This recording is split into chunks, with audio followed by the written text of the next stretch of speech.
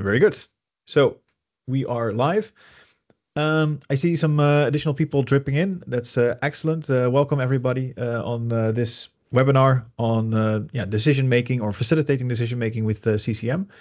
I'm glad to see a good turnout. I'll start sharing my screen so we can actually see my presentation that I've prepared for you.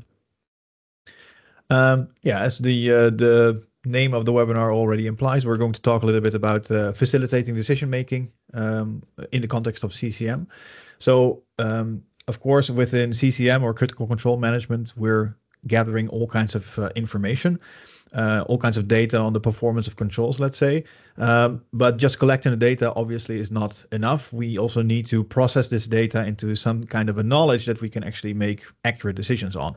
Like if we don't do that last step and we don't actually take action on those choices, then yeah, we've been collecting data for no reason really. We really want to make sure that this quality of the decision making is improved by the data that we provide, and then hopefully also the interventions that will result out of that, so we can actually create a safer work environment. My name is Jasper Smit. I'll be your host, as I have been in a couple of previous webinars as well. So yeah, I'm glad to see a couple of return faces here as well. My job, I work for Resilium. I have a background in cognitive psychology, so about how people make decisions or how the world around us influences decisions. Of course, data that we're gathering on controls and their performance of it also are part of that realm, of course. Making it easier for people to make the right choices obviously is an important aspect of it. And I'd like to share some of my thoughts on this. I hope you enjoy it. So as a bit of an idea on the agenda, we'll be talking a little bit about some of the target audiences. As you can expect, risk-related information can be of use to a variety of number of people. Not everybody's equal. They will probably use the data for different purposes. So therefore, we should represent the data perhaps also in different forms to facilitate that types of decision making. So we'll talk a little bit about the target audiences. Not only about the decisions they make, but also the context in which they make these decisions. So where in the world are they? What kind of a mindset do these people usually have to come up with some facts? We'll take a look at three main groups of audiences today, but of course there's many more, I guess, that you can think of, but this is just like a rough breakdown that I wanted to take you through, given the constraints of time. We'll also look a little bit at the nature of the data. Because not every type of data lends itself well to being expressed dynamically. So, for example, if we're looking at trending data, it's of course nice to have data that can be measured relatively frequently. Otherwise, you have a very long trend, for example. So also the nature of the data comes into play when you're deciding how to represent the data. And last but not least, I have a couple of design tips, perhaps, or some ideas on how to come to some form of a report format or a dashboard or whatever you want to make with this data. So that's roughly the agenda for today. If you have any questions, feel free to raise your hand or speak up. Basically, I hope I can see the hand raises as they come up. I should be alerted to that. And I'll happy to answer your question, and also feel free to just break in and speak up if you have a question. It only makes the experience better, in my opinion. So, without further ado, I'd like to get started on this. So we'll start with the target audiences, basically. Before we do that, quickly for reference on the CCM process. So maybe if you've been part of the other webinars, you may have seen an image similar to this before. So typically when we're doing critical control management, we take a bit of a timeline that looks somewhat like this. So we might start off with identifying the risks that we have in our organization. So what are the main risks that we are running associated with the primary processes that we do? So what are the activities we do on a daily basis that have the potential to cause harm if we lose control over it? We want to identify those, perhaps use bow ties to peel those apart and see what kind of scenarios can happen that cause it to lose control over it, and what kind of controls we should have in place. Well, from all the controls that we have identified on that bow tie, we want to identify the ones that are the most critical. So from perhaps the 40 or so controls that we have in our bow tie, we want to make a very small subset of the most important controls, maybe 2, 3, or 4 controls of that kind. And then we want to measure those controls proactively. So periodically, perhaps measure them, evaluate them. So once the data is coming in, we want to evaluate what it means. Is it improving? Is it getting worse? Is there action required, basically?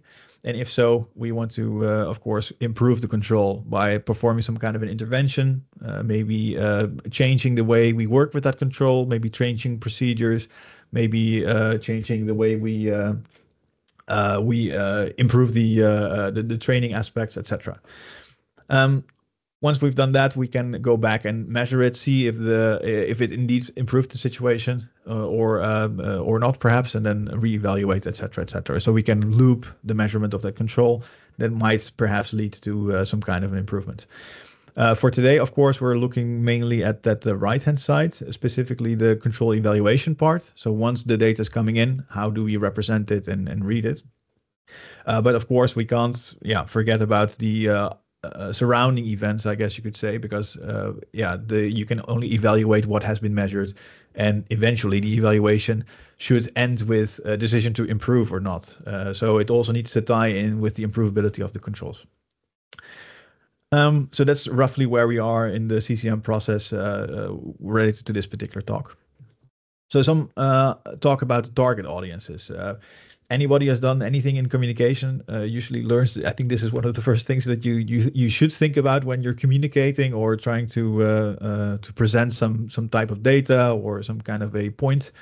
Think about who your target audience is, so you can make sure that the message is packaged in the right way, so that it is useful to the target audience.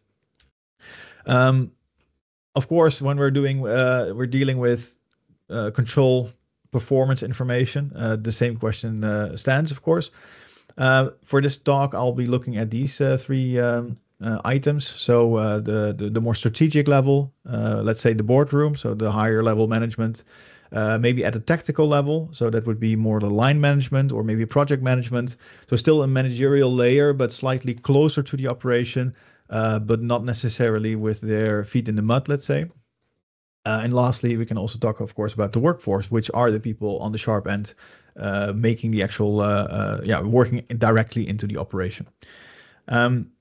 Usually most companies have roughly these three layers. That's why I went with these. But you can imagine that within these audiences, there are sub audiences, etc., etc. But just for the sake of brevity, we keep it to these three. So let's start with the one on the left, so the strategic level, so more the boardroom type of level. So boardroom, like I said, it's more on the strategic level, so the highest level of abstraction that we have. And when we're thinking about audiences, I like to think about the type of decisions they need to make. So what kind of decisions do they have to make? What kind of choices can they make? Like what is in their power to change, for example? Because that gives us good information about what kind of data we should give them to make those choices the best they can. So, some of the questions they might have is, for example, are we in control over our primary operations? So the main thing our company does is that well enough under control, or are we slipping in control in some cases? So from a risk management perspective, of course, that's something that you'd like to know. But also, do we need to make adjustments to our general direction that the company is going in? I don't think typically the boardroom is concerned with the minutia or the details of how an operation is exactly being run. They might have a more bird's eye perspective and say, well, we should move a little bit more in this direction or another direction. So they are in control typically over a large swath of the operation. So they have to keep a lot of different plates spinning at the same time. So they don't have the headspace or the time to look at each individual plate and look at all the individual details. So they typically want to have a broad overview, but then highlighted different areas that perhaps require attention or that they need to steer in a particular direction. And of course, they also want to know, like, are there any opportunities that we can leverage? So, like, risk management, of course, is not only about keeping certain risks at bay. It's also about finding opportunities and perhaps having a risk of profit in that sense. So that might also, of course, be part of their the things that they might want to know. That's of course just a very small section of questions that they might have, but yeah, just to keep you thinking about it. Other than the decisions that they make, it's also interesting to look at the context in which they have to make those decisions. So it's a bit of a broad context in this or concept in this. So, but it can already help to think about, okay, in what kind of environment do these people actually live. So typically the boardroom takes place in like maybe a headquarters or something like this. So usually in an office. Very likely it will be relatively further away from the actual operation. So I think a lot of large companies, of course, have a office building that might not be related to their plant directly, or it might be just in a business district, let's say. So it might be a little bit further away from the ops, but it does mean that we have probably all kinds of technology at our disposal, like larger screens, perhaps. Um, Things that could be presented in a boardroom, let's say, on a larger screen. So that's good to keep in mind. Um, Unfortunately, it's like the strategic level management might not always be intimately familiar with the operation itself. Whether that's a good thing or a bad thing, yeah, you can decide for yourself, perhaps. But yeah, it's often that you'll find maybe a CEO or a C-suite type of executive that might not be originally familiar with the actual operation that the organization does, which can be good because they might have a different perspective on things. It might also be bad because they might be unaware or naive in the way the operation actually works.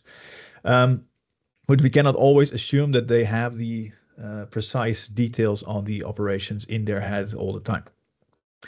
So also from that perspective, it's good to keep that in our mind that if we're presenting data to them, we might not want to do that on the hyper detailed operational elements of it. We just want to highlight maybe the broader stroke picture. So they need that high level perspective. Also because, like I said, they have quite a large breadth of different aspects of the organizations that they need to be in control over. So going into detail on each of those levels is not really realistic. It's not something that we, as a human, I think, can process all to that level of detail. So we want to have the broad stroke and focus on the problem areas, let's say. So given that context and those kinds of decisions, like what should a report in that case look like? Um, well, there could be all kinds of different things, of course. I just have a couple of examples here. Um, Typically, what I see is that in the boardroom, you use more like maybe a dashboard type of thing. It doesn't necessarily have to be a live dashboard. Sometimes it's also just a report, like maybe a quarterly or a yearly type of report. So not every um, report that we create needs to be necessarily digital or needs to be used or consumed in a digital way. I also know a lot of C-suite executives that prefer, for example, a more paper-based kind of thing. So there are different options that are available here. Um, to the left, we have a sort of a risk per page overview. So this is already a little bit detailed. So like it's not I think every C-suite level executive would like this, but it's a possibility. And the idea is that for every top risk, so every risk that CCM looks at, we would have a one risk per page where you have various elements on it, all combined around that risk. And there's basically like three main components to it. We might want to look at the occurrences, so maybe the incidents or the near misses that occurred here. We want to get a bit of a trend on how that has been developing. In this case, we see a downward trend, which is considered positive. So that's why the little green one over here is considered green, because we are seeing a positive trend, or the trend is still within the bandwidth that we would expect it in. Second level could be the critical controls. Of course, that's what the CCM additionally contributes to this talk. So for this particular risk, there might be one or two, or maybe three or four critical controls with a performance in an abstract percentage, for example. So 95% apparently is good, 63% is not scoring so well. So we have one critical control is doing pretty well, the other one's not doing so well. So based on the critical controls, we might say this risk is on the orange. So it's not fully in control. So we're not completely in the green here, but it's maybe also not a reason for major concern yet. So we make the critical controls yellow. And the third one would be some additional comments at the bottom there. So since the risk and the way we control the risk cannot always be fully captured just by the numbers, we also want some more qualitative input on this. So in this case, the risk owner, so whoever owns this particular risk, has the opportunity to also give their own marks to this risk, so how well they have it controlled, and they can also leave a bit of a comment or like a qualitative textual reminder, or like, okay, we're working or we're improving this particular risk in these ways, and we feel that it is sufficiently in control at this point. So the manager in charge over this risk might say, okay, we still are confident that we have this under control. So they have voted a green mark here as well.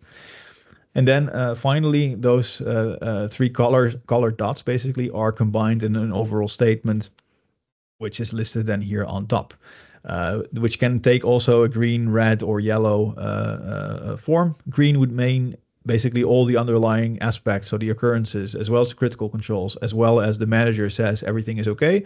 Well, then we'll probably consider these risks to be under control. So it would be green, signals to the C-suite executive that reads this table to probably, well, move over it relatively quickly, because there's no indication that we're having problems with this risk at this stage, at least not based on the occurrences and the critical controls and what the manager says. So we're probably going to be safe. In this case, it is set on yellow, so it might require some attention, because whereas the occurrences are still going down, the additional comments by the manager are still in the green. We still have a critical control that might not be working so well, so that might still be something that we want to pay attention to. So that's why it's yellow. If more elements would be in the yellow, or maybe even red, you can imagine that this would be the overall marker here on top would be red as well, which means that it requires urgent attention or urgent care. So it's a sort of a step that you can allow the CEO to filter through, basically. So I think in this case, like, they don't have a lot of time. Perhaps they have a lot of other subjects at their that they need to pay attention to. So they have to distribute their attention. So helping them select the risks that are interesting to look at by putting them in the yellow or in the red, for example, that can already shift the attention, and we can we don't have to spend a lot of time on the things that we consider green already. We can just jump into the stuff that we feel we feel a little bit queasy about, let's say. So it's all about reducing the amount of information that they have to take in to begin with. So that's something that you can consider. So it's still quite detailed, I have to say. Like, we're talking about individual risks here. Some C-suite executives would like that, so they would like to have that level of overview. Some would say that's probably already too detailed. So maybe I don't want to see every individual risk. I just want to see how overall we are doing on the risk front. So there's also other options there, of course. The nice thing about the risk per page, I think, is that it's quite clean and a nice overview.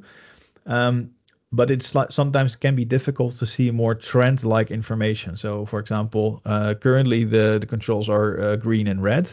But what happened with these controls beforehand, for example? Is it constantly being green, or are we seeing improvements, or are things getting worse? If you're looking at more like that kind of a dynamic information, so information over time, and I think the dashboards can be a good option in those cases. So here are some visualizations that you can find, for example. So rather than looking at individual risks, here we have aggregated some of that information to make a brief glance overview, basically, of the information possible. Over here we have a sort of a stacked bar chart with the performance of the critical controls. So over here we can see a couple of months of progress of critical controls, and we can see that there is indeed a slightly increasing line of green here, which is probably a good indication. But we also see that the proportion of red is increasing as well. So there's also a few controls here that require more attention. We can see a little bit of a jump in the graph here, which probably indicates that more critical controls have come online since then. So between these months, we've increased the number of critical controls at our in our company, for example. So we have now more to work with, but also some of them are probably not working as well as we would like. To give you a bit of an overall glance, graph over here is basically the same as this last chart here. So we can see the current state of the performance. So without the information over time, and we have a bit of a breakdown of the green, the yellow, and the red. But especially in organizations that might have more than one location, you might want to see the information like per business area or per business unit, for example, split out. Where we can see like rather than individual risks, we just count the total number of risks and then see which of these risks are in the green, in the yellow, or in the red. And if you can apply some kind of a trending information to that as well. So of course, this is more like a snapshot, but you can compare it, for example, to the results before and indicate if we're still in the same range, if we're going up or going down, to give a quick overview of it. So again, we can highlight the areas that may require attention. So I think generally at the strategic level, you want to make sure that the information spotlights certain problem areas as quickly as possible to really spend the CEO's time on the stuff that require attention, not on just the overall state of things. And yeah, there's different types of things that you can consider. The aggregate dashboard is quite nice. It usually is more like a digital form, I guess, because all of these things would be clickable and you can go through and find more information. But of course, that can only work if you have access to a computer, you have access to a fairly large screen where you can actually see this information. Otherwise, it would not work so well. I think the risk per page, for example, would work very well in a paper-based form as well, if that's the preference. But just some idea. Then we can, of course, also talk about one layer down, let's say the tactical level. So the management in the more in the line management type of sense of the word. So again, we can take a look at some of the decisions they might want to make, some of the context they are working in. So from a decision point of view, they might want to be aware of the project and if it has all the resources and the materials it needs to be successful in that project. So are we still on track? Do we have the materials we need? From a risk management point of view, of course, it would also be good to know like if our employees are capable of working safely or effectively and safely. So not only safely, typically, they also want to make sure that the operation flows effectively.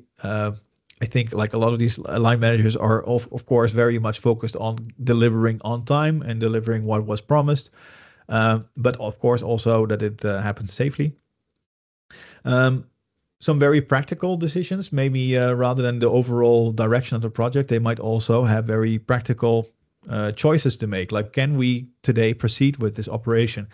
If we're doing like groundbreaking work where we have to dig a trench, it just so happens that right now in front of my house, they're putting in the glass fiber cables and they're digging up a trench straight in front of my door. Maybe they need to decide like is this something that we can do today, or maybe do we expect very bad weather, or maybe we're unaware of what kind of infrastructure there already is underneath the soil there. Well, you need to think about okay, can we proceed with this operation today? Is it safe to go ahead or not, or should we maybe introduce additional measures? Well, you can think about that. It's a very practical operational decision they may have to make. And of course, if there's any area of concern, they might want to know about that so they can act on it. From a context point of view, they're slightly different, I think, than typically the C-suite. So they might still be in an office, of course, but typically they might also be slightly closer to the work site. So they might still be in an office building, but then it would be one closer to the operation, typically. they are typically also more familiar with the operation, so they're managing that project. That doesn't guarantee that they have full experience with the exact minutia of how the operation works, but they typically have a little bit more of an understanding of what is going on and what kind of choices are made. So they also require a little bit more detail to make effective choices. If we stay at that sort of bird's eye perspective, yeah, they'll probably know that is indeed at the bird's eye level sort of what is going on, but they need a little bit more detail to make sane choices. So they can't use completely broad stroke type of information. So what kind of visualizations would help at this level? Well, one thing that could help is, of course, maybe more like a bow tie type of format. So a bow tie is, of course, a risk analysis type of tool. It goes into a little bit of detail. So we're talking about specific scenarios, specific consequences, specific controls, and whatever those controls are in place or not. If you would show this at the C-level suite, I think it is a little bit too much information. They might not be interested in individual controls, but from an operational or project management point of view, that's actually maybe just the right level of information that you want to consider. So do we have these specific controls in place for our project at this point? And in this case, for example, we can see, well, the bow tie, maybe there are certain problem areas with these controls because the performance of these controls have been lacking. Well, maybe we can look into that and see if we can improve the situation in that sense. But we can then also see in that same context, for example, what kind of other controls we still have in place on those lines, so we can make well, direct choices onto this.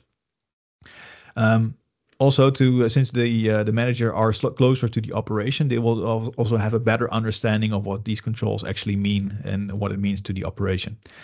So at this level, I think a bow tie can be a possible choice, but it doesn't necessarily always have to be a bow tie. You can also think about different types of visualizations that help. So, for example, if we would be a project company, so a company that implements certain projects or installs maybe a new type of infrastructure, so maybe like the guys outside here putting in the glass fiber cable.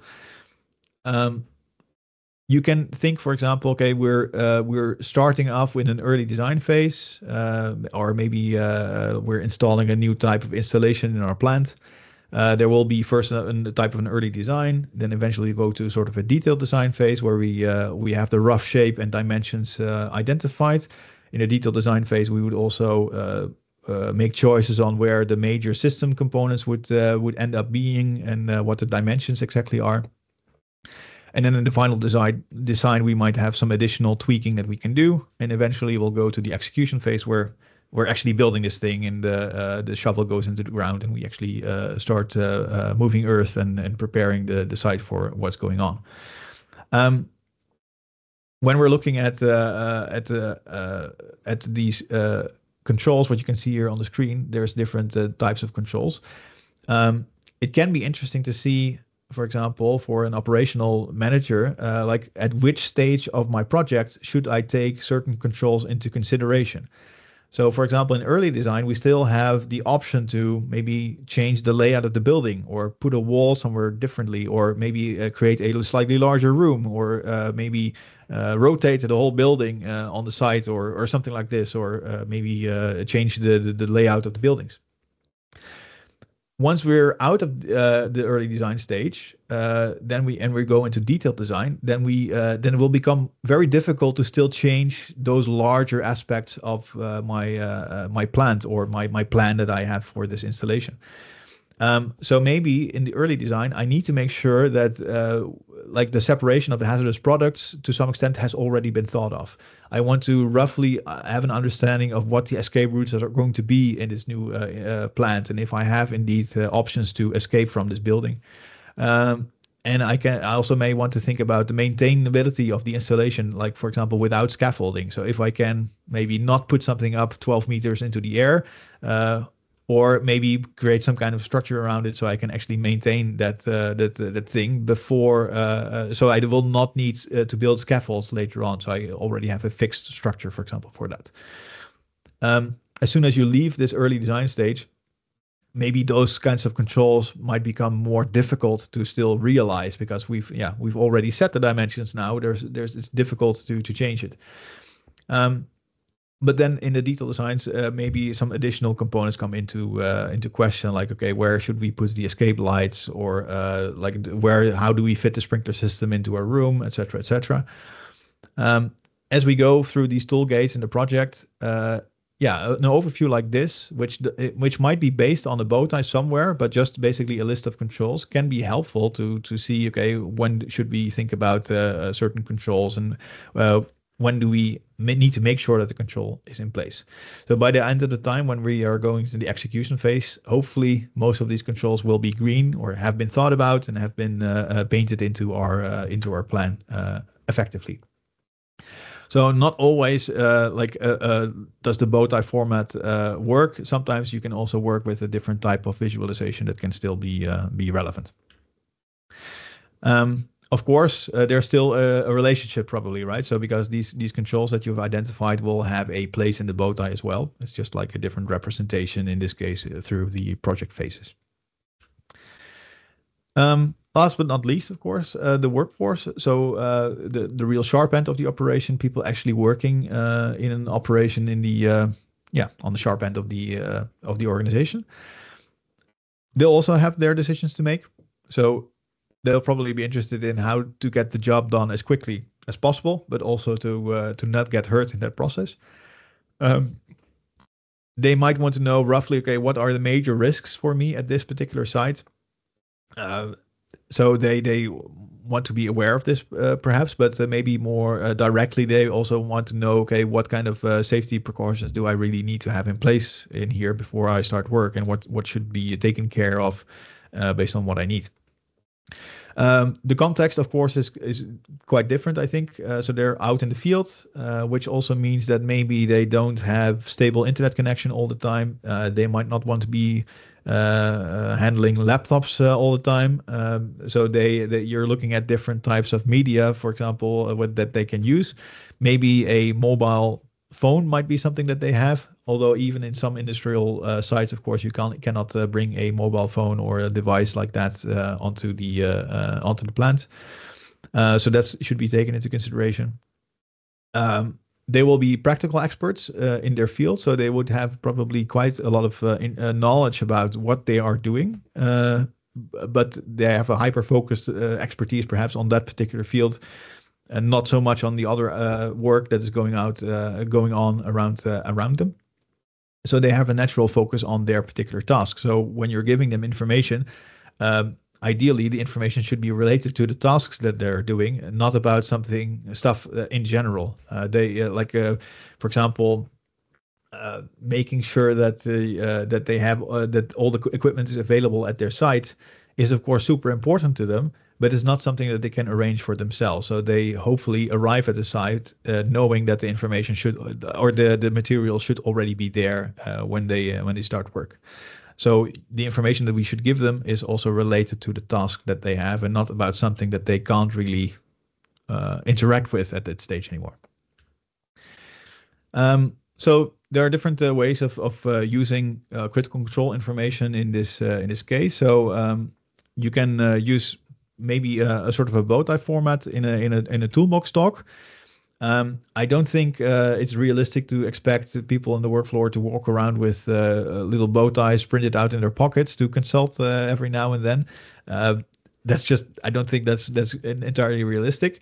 But what you can do for a toolbox talk is to say, for example, we pick one line of the bow tie, like one thing that can happen. So in this case, maybe like a slippery or cluttered work surface, and talk a little bit about the controls against such a scenario and how it will impact their operation today, as a sort of a quick touch base on what kind of controls we should have. So don't overwhelm them with the entire bow tie. I think in all cases, it can be just interesting to look at one particular line and just have a bit of a conversation. And you can swap these scenarios around from time to time to see what to cover over a period of time the different controls that they might have. So that's one way of doing it. You can just print it out, so you don't have to use any digital forms for that. If you don't want to, you can just talk about it and see about the controls. The other option would be like rather than thinking about the controls from the perspective of the bow tie, you could also look and make sure that, for example, your work permits, if they're giving out a permit for hot work, let's say, that the most critical controls for hot work are already mentioned on a form like that, so you can so they can be aware. I'm not necessarily saying that you should use it as a checklist, although that's a possibility, of course, as well. But maybe part of the hot work procedure should be checking whether these critical controls are in place, or just mentioning that these are the critical controls and that somebody should be made responsible for them or something like this. So again, the information in here might come from a bow tie, but it's not necessarily the format in which you consume the information. So it might just be a couple of lines of text in here. Um, Again, it needs to be super focused on the operation that they're doing. So some broad general risk assessment about hot work in general might not be very suitable for them. They want to know exactly what they need to have at site for this particular operation. So the more specific you can make it, typically the better. And keep it as brief as possible as well. Nobody wants to have an additional form to fill out, for example. So rather than tacking on additional forms, you might want to be able to combine some information in here. Like they will have to need the permit anyway. So if you can use some information on the permit or reuse it for CCM purposes, that can be quite effective to keep the number of papers involved to a minimum. These are some options. Of course, there's much more out there. But yeah, some of the ideas that we can think of in terms of the audiences. There's also the nature of the data to consider. So what does the data look like? How does it change over time? And how does that inform the way we should look at our data? Um, Before we continue, by the way, do we have any questions? No? Oh, yeah, two questions I see.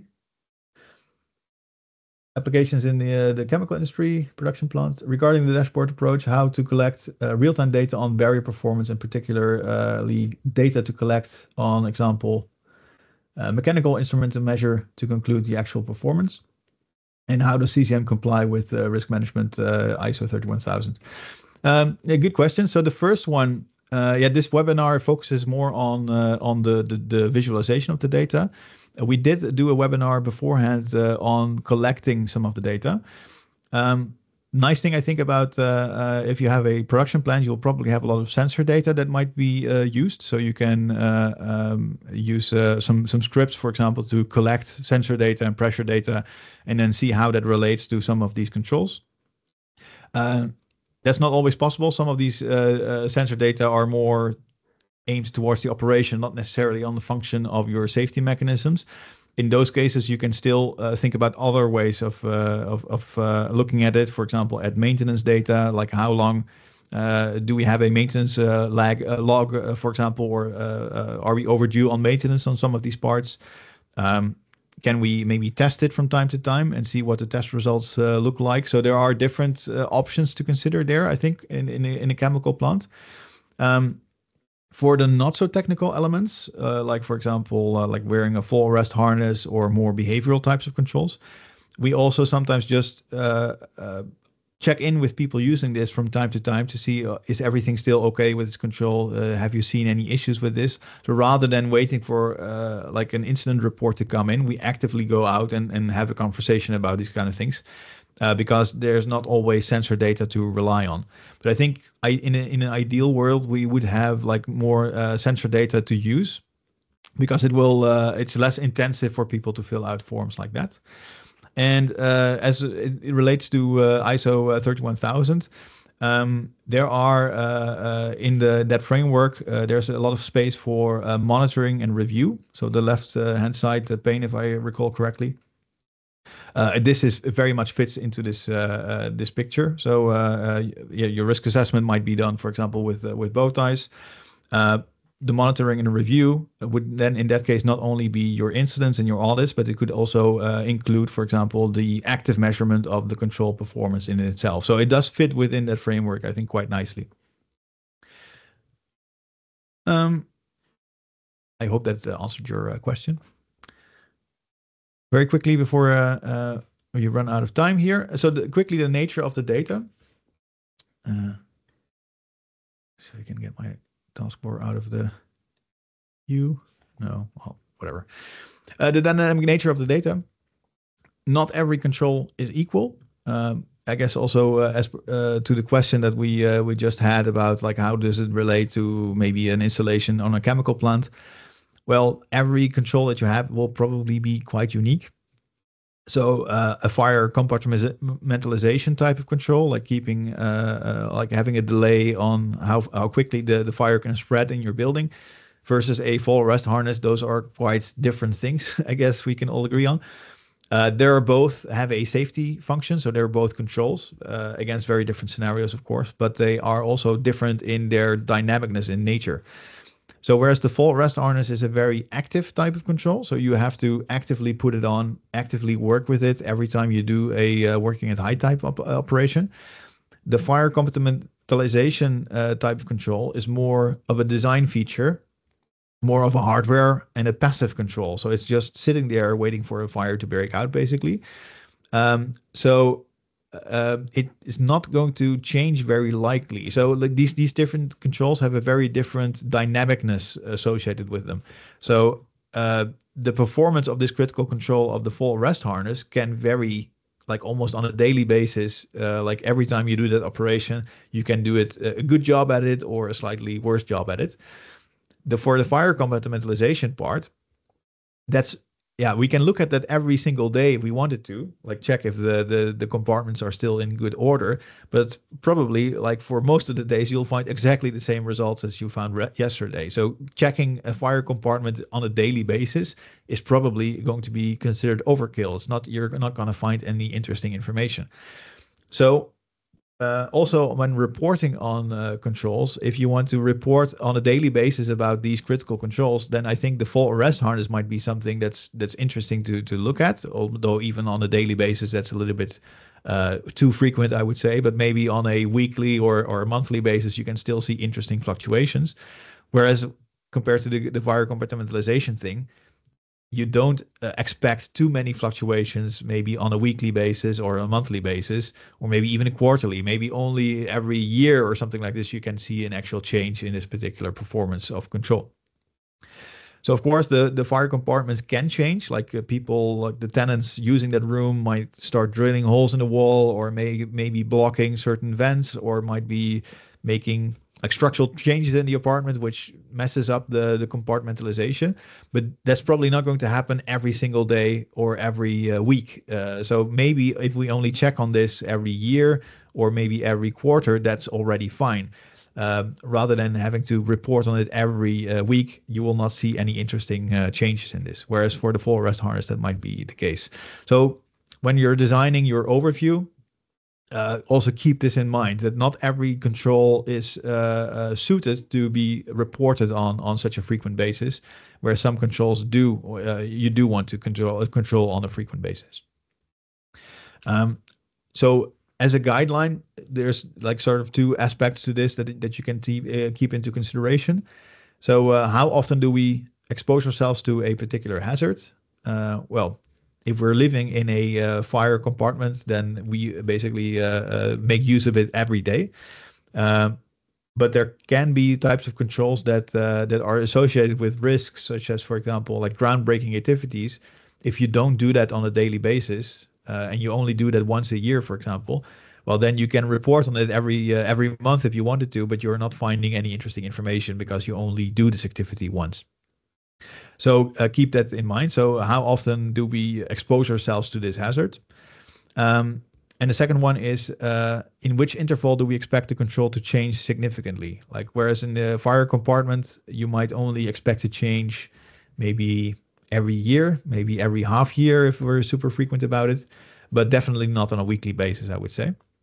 Whereas for the full arrest harness, yeah, you might expect to see changes from week to week or maybe more frequently in that sense. So keep those two aspects in mind when you're designing your dashboard as well. Like if you're making almost a weekly dashboard, then maybe you don't want to consider putting the fire compartment in there on a weekly basis. Maybe that's more something you do in a yearly report, let's say. Um, The way that the data is shaped also lends itself sometimes better to different types of visualization. So here, yeah, you could do something like this where we have maybe an inspection score. So maybe you have a third-party bureau that comes in and inspects the quality of your plant, and they give a report mark on maybe, let's say, the cleanliness.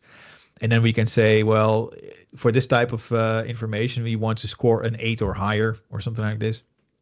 Like where 10 might be the highest grade and 0 the lowest, we want to have at least an 8. Well, in this case, you can then maybe see that in most of the months we do meet that criteria, but there are some months in which we fall below that. So we can do something about it. So that kind of data can be quite well perceived in a fashion like this, where we have a sort of threshold and we compare if we are above or below the threshold. With other data is more subject to trends. So you might have a visualization like this, where you have a bandwidth of acceptable outcomes, and you can see if the current measurements are within or without these bounds. So it could be something like this, that we have we have to, maybe in an offshore installation, we have to clean up some of the marine growth or the scrub that the algae and the caking of the, I don't know, mussels or clams that are building up on it. In some organizations, they have to collect all that material coming off, and they might periodically weigh that information so they can get a sense of how much sediment they are collecting over time. And it usually follows like a sort of let's say a seasonal trend. So maybe in the summer or in late summer, we see quite a lot of building up guano or something like this, because there's a type of bird that needs to nest there. So we expect it to be a little bit higher, and in some periods we expect it to be lower. And then we can see, yeah, how much of this marine growth we are retrieving from the installation. Can get a sense of how well we are working with this, or if it's below or below average or not. Then we have to, of course, compare that to the performance of the control. So it's not as easy as that. So you have to think about, like, what does that mean for this particular control? But in some cases, it can be interesting to see that we're, in this case, collecting way more than we normally do. What does that mean? Is it just because we're more active in this, or are we seeing a different trend occurring in this case? And can we do something about that? So there's some information to go on. Then, yeah, very quickly on the design process. I think it's always important to start at the end of this when you're designing your dashboard, to start at the conclusion of it, so to speak. So we said, yeah, you want to know what the audience is, but the main reason why you want to know what the audience is because you want to understand the decisions they make, so that you can design your dashboard in such a way that it supports those decisions. So if you know who the audience is, you know what kind of decisions they make. And based on that, you can identify the data that they require to make that choice. You can talk about the interval. So if they are just like at the C-suite level, they are just interested in the rough trends, like the seasonal type of trends. Well, then maybe a quarterly report, or maybe even a half yearly report is already enough, and you don't need to do more than that. If it's on an operational level, then you'll probably want a higher interval, because they are need to make choices on a weekly or maybe monthly basis. So you want to have the interval increased. The visualization also works with that, of course, like how you visualize that, what kind of graphs you use that are fit the data. And of course, also the medium. Like we said, if you're out in the field, you might not have your computer at your side all the time, or you might not have a large screen for a dashboard. So that's no use, of course. So you would have different options, and maybe even a non-digital version. And then, yeah, those like the data requirements and the intervals will also impact, of course, the way you the type of data that you want to collect, as well as the method of the collection. Like if something needs to be collected on a weekly basis, then you want to have something automated. If you want to collect something on a daily basis, then you don't want people to fill out forms every single day. That gets old very quickly. So in those cases, you probably are going more towards the side of using maybe sensor data readouts, for example, or something like this that you can automate rather than bother people with. If the interval is only on a yearly basis, yeah, then you can say maybe we can just ask people or have them fill out a little questionnaire every year to get a quick sense of how things are going. That might just be sufficient in those cases. So there are different choices to make, but I think it's important to start at the end. So think about the decisions that they need to make, and that informs the way the data, what the data should look like, etc. Um, yeah, and then usually when we're designing dashboards like this or visualizations like this, it would take the form. We go through these four rough phases. So of course you want to first identify the audience and have a good chat with them. Like what works for them? What kind of tools do they like using? Which are examples of tools that they don't like using? That can be very important to understand, like what works for them or what doesn't work for them. Then you can draw up a couple of very basic mockups. So there might be no data inside at all. It's just like some paper and pencil graphs, and see if they like that or not. And then we quickly move into a sort of a functional prototype state where we maybe have a rough Power BI, maybe dashboard sort of thing that we feed just in an Excel sheet, just some data that we have lying around, so we can show that things are moving and collect some early data. This is usually still quite rickety, so like you don't want to forever start updating Excel sheets, of course. But it's just a way of showing what the actual data could look like in a live environment. And once you're set on that, then you can create a more permanent, maintainable version, maybe like in an app or something like this, or some other type of printout. But you don't want to rush ahead and start making a super elaborate maintainable version, um, because it will just slow down the design process. The more maintainable and permanent it becomes, the more difficult it will be to change later on. So ideally, you move into that phase after you've already figured out exactly what you want it to be. So just be sure of that. I think like rushing to step 3 is quite important. So the earlier you have some functional prototype that actually updates with real information, it makes it much more real for people to work with. Like in a way, it's not that much different from a mock-up in a sense, but it instills a much more sense of urgency that this data is actually being used. This is actually how it looks like. This is our current state of affairs. Makes it easier to get more buy-in, I think, and quickly shows that the information is usable, and then you can change it. But if you rush too far to number 4, then you will probably run into issues where it will be very difficult to still maintain that. Create a suitable product in that sense. So in conclusion, think about the target audience is the main message, I would say, but not just the audience, but much more so the decisions they need to make. And then develop a format that best supports those decisions. So start with the decisions and work your way back to the type of format they need. And keep in mind that not all audiences, of course, are held with the same format. So even though we like creating bow ties and stuff like that, the bow tie format itself is not always the best answer to your audience. So if you paid attention in the presentation, we only see the bow tie in its normal form being used basically at maybe that line management level. But as soon as you go above or below that, it's probably not necessarily the right format. So there's different options that you can think of. So although bow ties are nice, they're not, of course, the final answer to every question. That's as far as I wanted to take you today. Well, I hope you at least enjoyed it. If there's any more questions, of course, later on, feel free to contact me by email.